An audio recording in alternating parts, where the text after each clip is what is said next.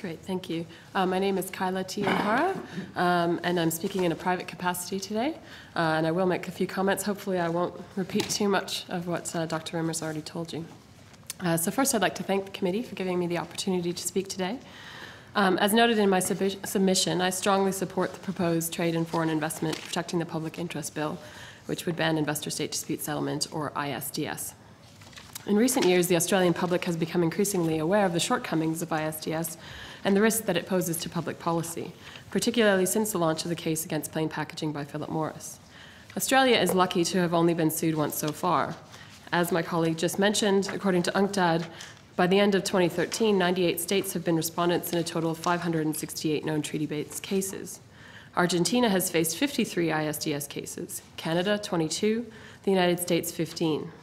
The vast majority of ISDS cases, about 75%, are brought by American and European investors.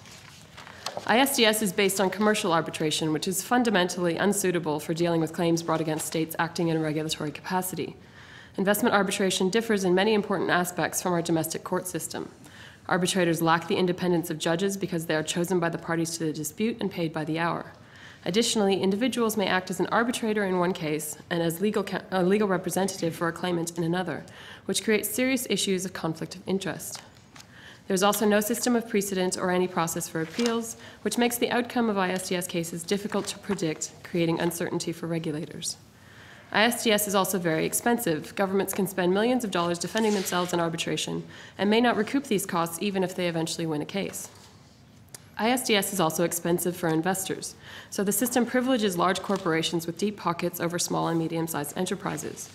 And of course, ISDS also privileges foreign companies over domestic ones, who cannot avail themselves of the system. In other words, ISDS increases the power of big multinational corporations, which are already incredibly powerful actors.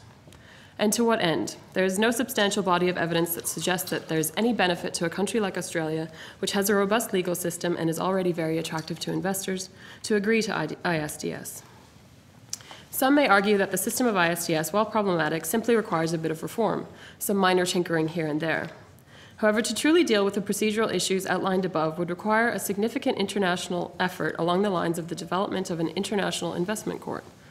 Even if there was any momentum for such an initiative, Australia's involvement would entail an outlay of substantial government resources, and I would argue could be better utilized on more important issues.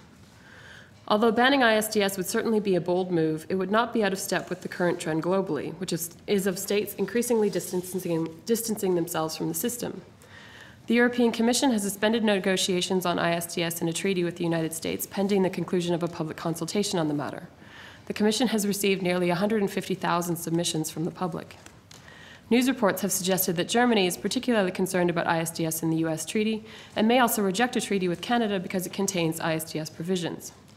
Germany has been sued twice by the energy company Vattenfall, first for environmental regulations imposed on a coal-fired power plant, a case the government settled, and then for the decision to phase out nuclear power following the Fukushima disaster.